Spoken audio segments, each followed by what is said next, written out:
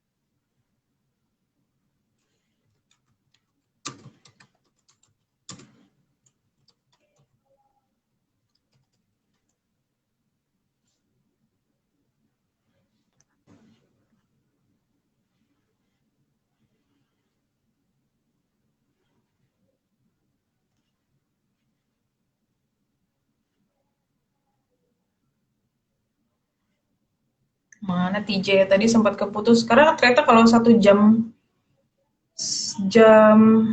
ini mati. Mbak, iya Mbak. Mbak kenapa nggak ada?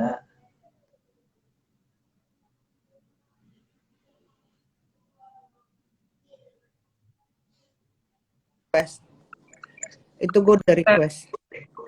Enggak, gue harus emang kalau request gue juga nggak tahu cara nerima. Nih, ayo kita ajak ngobrol anjingnya langsung. Anjing, bagaimana kamu rasanya? Kawan-kawan kamu digebuki, diculik, dijerat. Bagaimana rasanya? Ini siapa Jambul ya? Jambul, jawab. Jambul. Saya tidak suka. Karena itu semuanya jahat. Mereka memakan teman-temanku. Diikat mulutnya.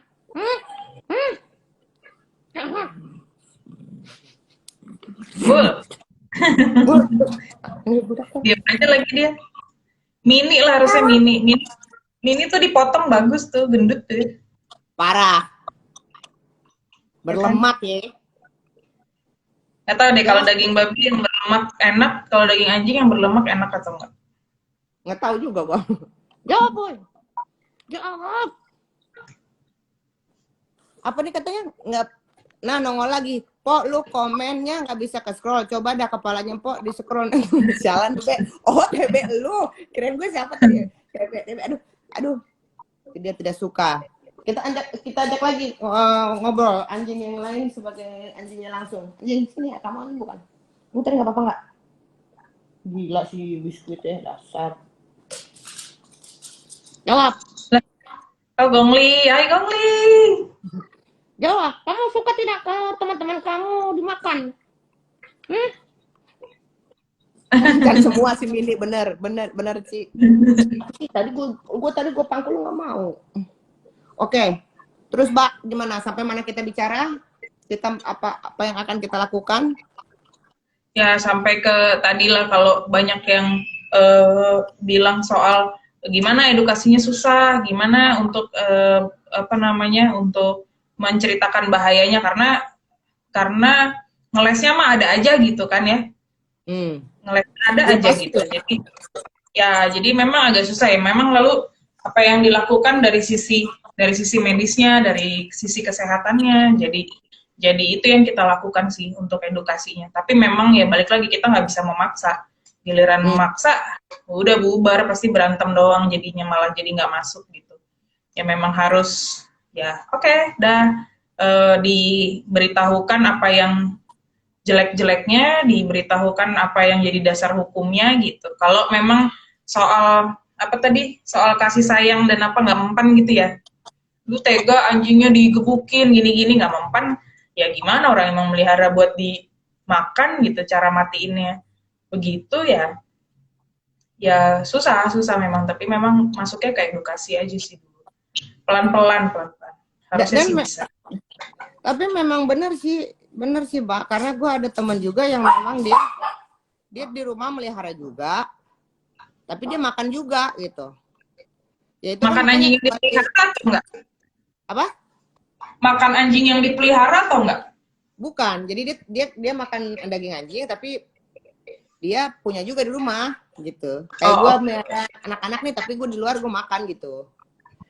Terus dia nggak punya perasaan apa-apa, jadi ya kan orang per individu memang beda-beda siapa yang bisa atur, kan nggak bisa atur kita hatinya dia gimana. Kayak gue, misalnya gue punya bebek, dulu gue sih makan bebek, tapi gara-gara gue miara bebek, gue jadi kagak tega gue makan bebek gitu.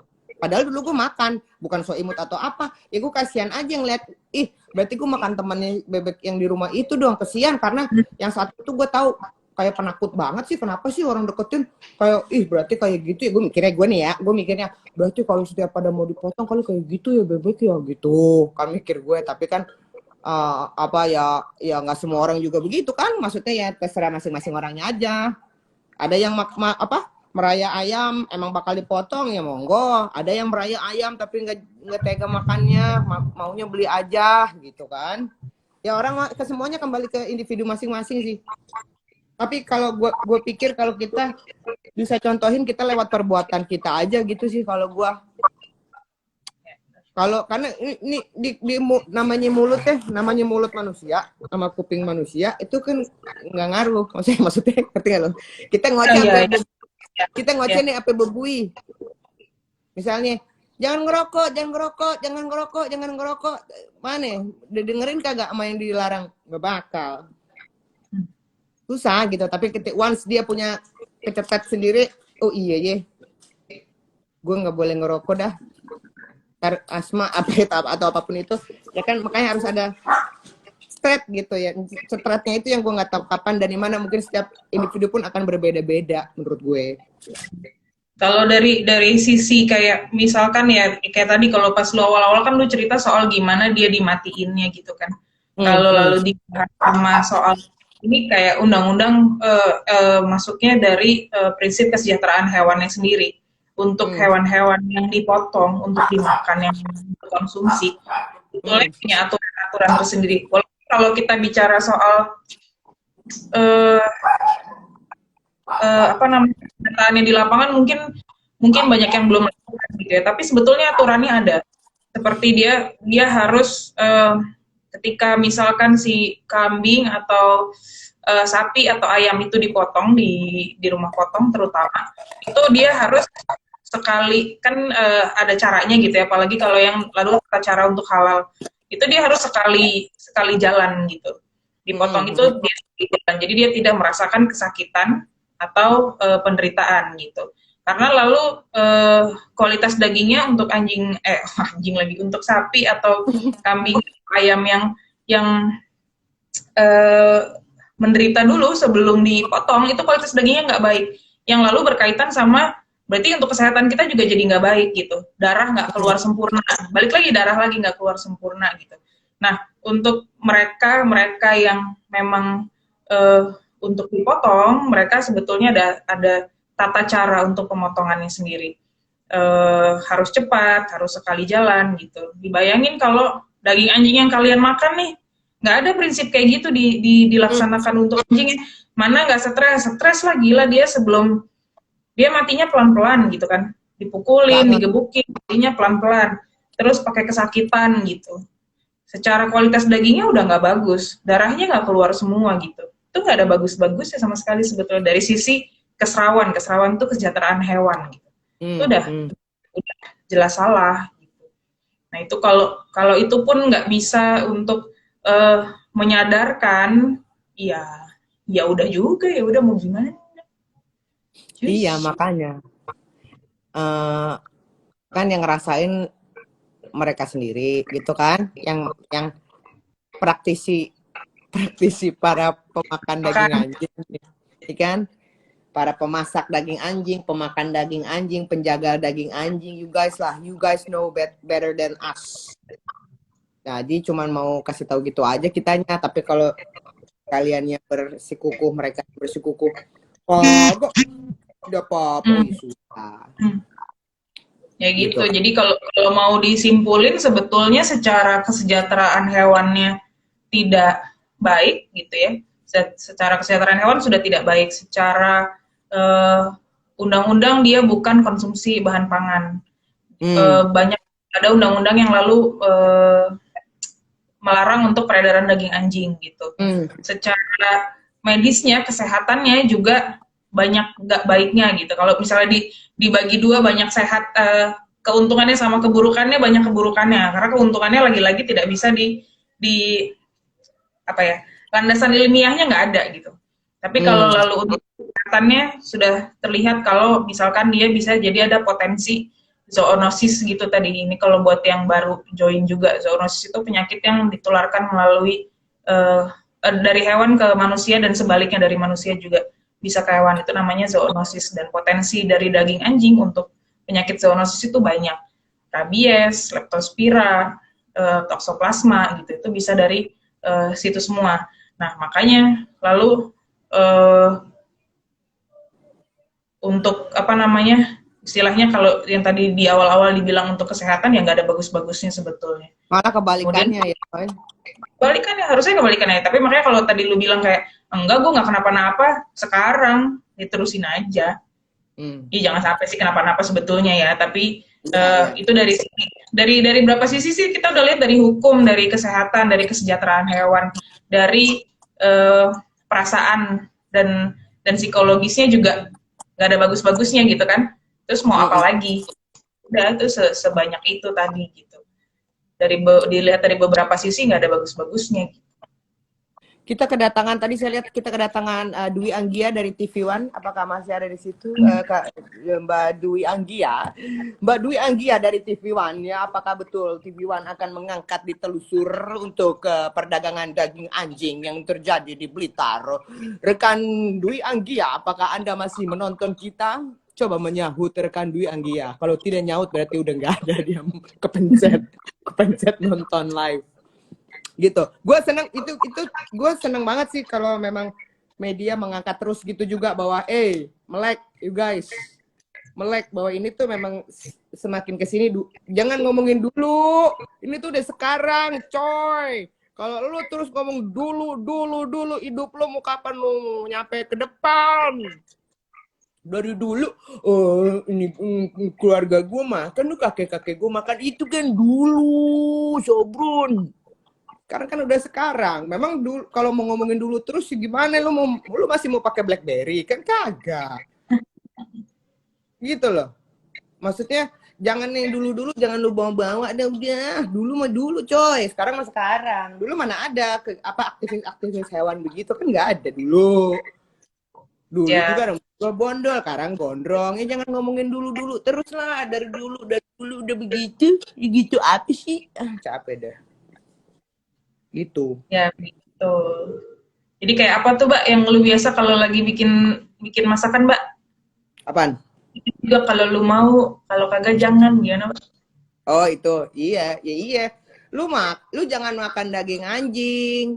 Itu kok kalau lu mau, kalau kagak ya jangan, ya lu makan aja, terusin aja lu makan. Mulut lo, bukan mulut gua. emang bener sih mulut. Bahkan beliau ngomong mendoktrin kalau dagingnya bisa jadi obat. Siapa? Beliaunya siapa? Maaf, gue nggak tahu cara keputus. Beliaunya siapa? Steel Ruby, saudara lu ya? Ya terserah lah. Menurut gue itu tadi adalah itu ya. Itu tadi kalau masalah obat itu ya, gue bisa. Kaget. Gue bisa pasti. Kalau dokter bisa. Jangan berisik ngapa? Bisa memastikan itu adalah mitos. Kalau gue bisa memastikan itu adalah halusinasi. Oh, driver taksi online itu karena dia yang merasakan ya. Tapi gue yakin 1000% kalau itu daging anjing diganti sama ubi pun, kalau kekuatan pikiran lo sama, bahwa lo akan sembuh dengan lo makan ubi, sama lo sembuh juga. Itu kan udah kecuci otaknya tentang itu sopnya tuh harus sop daging anjing, which is salah, which is tidak benar, which is not true. Coba lu misalnya, gue kan kalau yang pernah nonton follower gue Syaraf Kejepit 3 tahun gue ngeplek kayak daun sakit banget. Kan akhirnya sembuhnya apa? Nggak pakai apa-apa sembuhnya. Maksudnya nggak dengan pakai daging anjing. Oh enggak dong. Bisa jadi maksud gue gitu, nggak benar-benar nggak pakai apa-apa, cuma dengan kepala gue sekuat tenaga otak gue yang nyuruh sembuh gitu. Jadi itu yang terjadi sama sop daging anjing itu. Misalnya bilang ayo makan remote biar sembuh. Coba kalau dari dulu leluhur lu bilang makan remote, lu bakal sembuh DBD. Itu akan terjadi. Nih. Makan tuh, nanti sembuh. Sembuh. Nah, itu jadi turun-temurun gitu loh. Jadi jangan cuci otakmu dengan memakan daging anjing membuatmu menjadi sesuatu tidak ada. Betul. Gitu. Tuh, kalau ini ada yang bilang kalau ngomongin kalau dipelihara haram, tapi kalau buat obat boleh lah. Berarti lu makan. Berarti pelihara aja haram kok. Obat malah dimakan. Tuh, udah jelas. Berarti tuh dari bahkan agamanya aja dipinggirin ya. Demi obat ya. Demi obat ya. Tuh repot lagi kalau kayak gitu sih. Ya udah itu mah diketawain aja, udah nggak apa-apa. Ya, yang penting kalau gue kalau gue nih, kita sebagai siapapun yang di sini, lo secara tidak sengaja kah menonton kita, artinya memang lo udah ditentukan untuk lo menonton kita, sama Tuhan udah diizinin lo nonton yang 14 orang. Artinya apa yang kita share malam ini mudah-mudahan bisa menjadikan sesuatu pengetahuan baru kah atau apapun itu yang bisa nantinya dari 15 orang yang masih nonton ini bisa share juga lagi ke siapapun itu yang lo tahu, dari munyut ke munyut gitu. Jadinya pengetahuan ini kecil apapun namanya pengetahuan kan, kita belajar baru gitu. Kayak gue hari ini belajar, bacanya Joon, gue kira bacanya Zoo, secara tulisannya Zoo. Berarti kan kita apapun yang kita dapat pelajaran apapun malam ini, gue berharap kita bisa men-sharekan itu kepada siapapun di sekitar kita untuk agar tidak mengkonsumsi daging anjing. Apalagi obat-obat. Itu juga kalau lu mau, kalau kagak ya jangan. Iya bener. Itu juga kalau lu mau coy, kalau kagak jangan. Lu bilangin sama tuh yang siapa tadi, driver taksi itu halusinasi. Lu makan aja apa coba lu, kalau dari lu cobainnya sendiri nih mulai besok nih, siapa yang lagi sakit di sini. Coba besok lu bilang, lu apain kek, lu makan, vaselin sembuh gitu, sembuh dah. Atau yakin otak lo itu bukan gara-gara daging anjing, tahu nggak lu? Ih, capek dah. Makin malam makin emosi kayaknya nih ya. Iya. Udah gitu geluduk. Si biskuit kan takut sama geluduk, dia mau naik, nggak bolehin. Terus bukan kekacauan lagi. Iya gitu, empok-empok abang-abang yang pada nonton. Seperti halnya apa sih, Mbak? Coba kayak gitu tuh, kita balik urusan ke obat ya, Mbak. Apa sih, Mbak, yang dipercaya kayak gitu juga, yang bisa disamain levelnya sama anjing buat obat DBD itu apa sih? Yang sudah tahu kita turun-temurun gitu misalnya. Apa ya, Mbak? Apa ya, kayak apapun lah tumbuhan. Misalnya mencret minum mencret ngombe daun jambu. Ya benar tuh, barang kompak. Daun jambu kayak gitu. Coba kalau daun jambunya diganti nih, itu kan karena kita udah beratus tahun di kepala kita begitu, jadi kita meyakini iya bener. Coba kalau daun jambunya diganti sama daun pisang, tapi yang minum nggak tahu, lu bilang daun jambu ini, dia akan meyakini bahwa itu daun jambu, dia minum gitu. Gitu diminum ya sembuh juga, karena dia nggak tahu itu kecuali dia tahu ya, dia ngeliat ini mah bukan daun jambu gitu loh. Jadi sama aja begitu, maksud gue tuh daging anjing lu ganti aja sama apa yang lain. Capek gue. Gitu. Oke deh, berarti ya kita bisa memulai dengan mengedukasi, itu juga kalau lo mau, kalau enggak ya jangan. Thank you ya, Mbak, buat malam ini ya, Mbak. Udah kapan-kapan kita ketemu lagi, Mbak. Lumayan udah 1,5 jam. Udah pegel di lantai, pahanya sakit. Mati deh aku. Gitu. Terima kasih juga yang udah join. Semoga kita bisa jadi agen edukasi dog meat free ya. Sehat-sehat semua. Thank you ya, Mbak ya. Sehat anak-anak di rumah juga. Dadah. kasih yang udah nonton. Dadah. Ah, Iya bener tuh. Ini gue pergi edukasi gimana? and video, Mbak.